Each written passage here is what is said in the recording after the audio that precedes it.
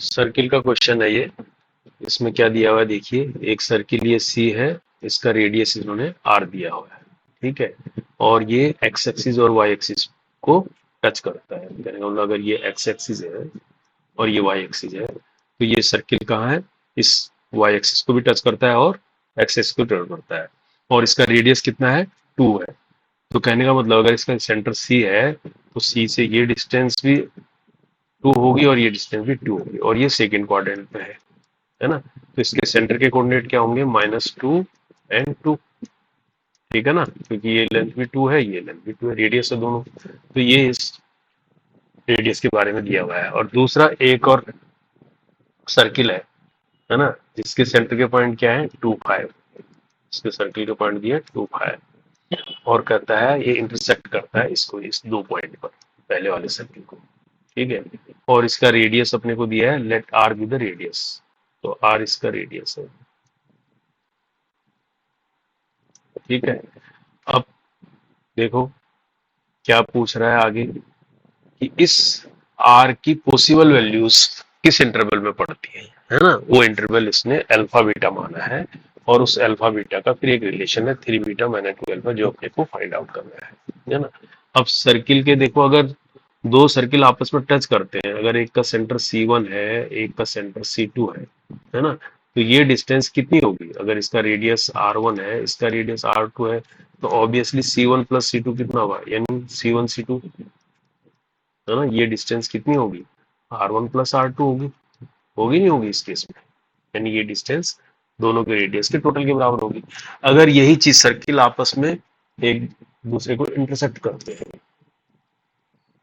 क्या करते हैं, इंटरसेक्ट करते हैं, तो इंटरसेक्ट करते हैं मान लीजिए इस जगह पर, है ना। तो उस केस में इनका सेंटर अगर ये C1 है, ये C2 है, और रेडियस वही है, सपोज इसका R1 है, इसका R रेडियस है ना।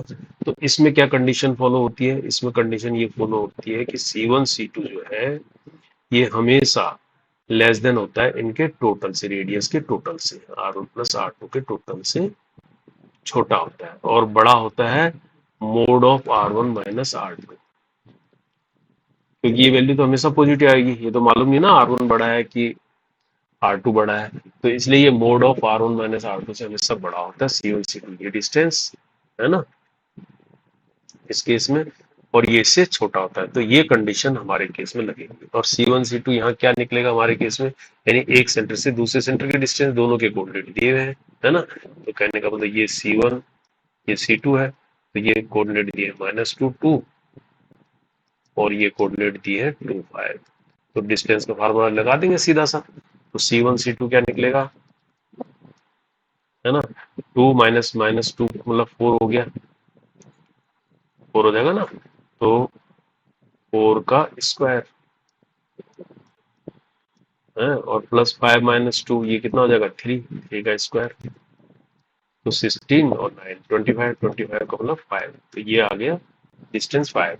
अब इसको अपन यहाँ अप्लाई करते हैं, और हमारे पास R1 क्या है भैया, R1 है 2, और R2 कितना है, R2 को हम बोल रहे हैं R2 इस वाले का है, ठीक है। तो अब इसको यहाँ अगर अप्लाई करेंगे तो 2 माइनस आर ये आएगा mode, greater than C1 C2 हो गया 5, है ना, और ये लेस देन होगा R1 है 2 और प्लस आर, ये होगा कि नहीं होगा, ठीक है। अब इसको देखो एक को इम्प्लाइज करते हैं, यानी 5 ग्रेटर देन 2 प्लस आर, इससे क्या निकल के आएगा, इससे क्या निकल के आएगा, ये इधर आ जाएगा 5 माइनस 2 3, तो 3 आर आ जाएगा ना ये, तो आर क्या है, 3 से ग्रेटर देन होगा, इक्वेशन से ये आ गया। और इससे क्या आएगा, 2 माइनस आर से मोड से ये 5 है। देखो मोड को कैसे खोलते हैं, मोड को खोलने के लिए समझ लो, अगर हमारे पास ये एक्स है मोड में, है ना, ये ग्रेटर देन मान लीजिए ए है, ए से लेस देन है सपोज, है ना, तो इसको अगर मोड को खोलते हैं तो ये आ जाता है ए, और इधर आ जाता है माइनस ए, यानी माइनस ए से बड़ा हो जाता है ये, सॉरी मोड जब खोलेंगे, मोड खोलने का मतलब